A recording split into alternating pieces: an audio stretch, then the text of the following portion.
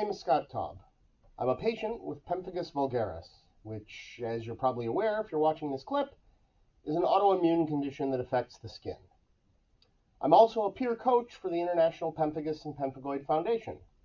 In that role, I provide information and encouragement to others who have one of these blistering skin diseases. I first started experiencing serious symptoms of what I eventually learned to be pemphigus vulgaris in 2013. For me, as with many other PV patients, the symptoms started in my mouth, with blisters and lesions that made it painful to eat and sometimes even to breathe. The membranes of my cheeks, gums, tongue, and my throat were kind of just falling apart.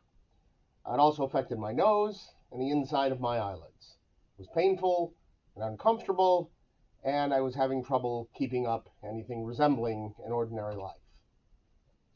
The first half dozen doctors I saw had no idea what was happening, but they all knew it was something pretty serious. After 11 doctors, I finally got the diagnosis of pemphigus vulgaris, and I was able to start treatment.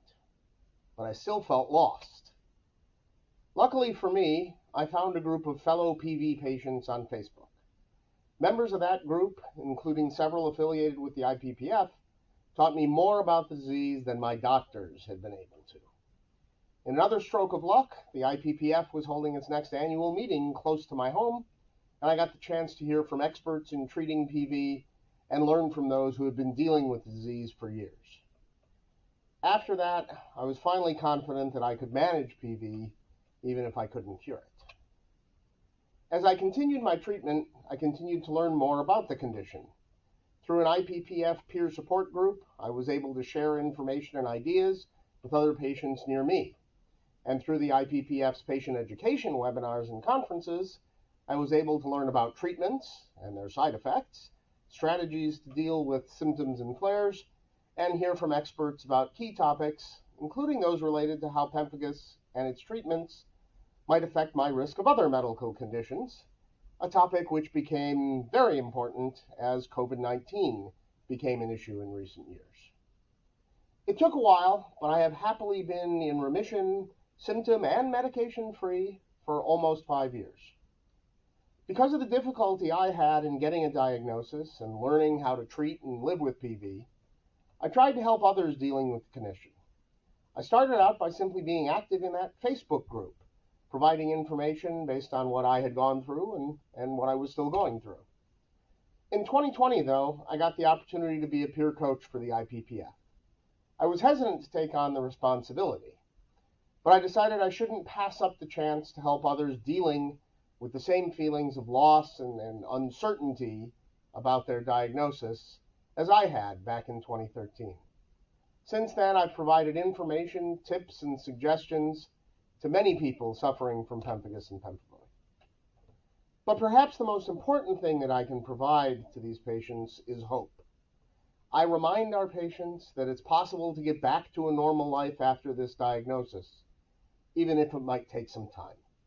Those that I communicate with usually start out very nervous, but once they hear about so many others who have been treated successfully, they're able to regain a sense of control and normalcy, much as I did after my first IPPF conference so long ago. Now, the IPPF's work doesn't stop at sharing information and experiences, though. The organization also works to improve access to treatments for pemphigus and pemphigoid, and to encourage research into new treatments for these rare diseases. Of course, distributing information and advocating for new and better access to treatments takes resources. If you'd like to get involved in the IPPF, you can start the same place that we start learning about anything these days, on the internet.